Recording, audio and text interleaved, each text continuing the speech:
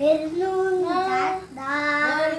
നാഥാ നിൻ സന്നിധിയിൽ പൂർണ്ണ ഹൃദയത്തോടെ ഇനി അങ്ങേ ആരാധിക്കാം. വരുന്നു നാഥാ നിൻ സന്നിധിയിൽ പൂർണ്ണ ഹൃദയത്തോടെ ഇനി അങ്ങേ ആരാധിക്കാം. വലിയവൻ അത്ഭുതങ്ങൾ ചെയ്യുന്നവൻ അങ്ങേ പോലെ ആരുമില്ല, അങ്ങേ പോലെ ആരുമില്ല.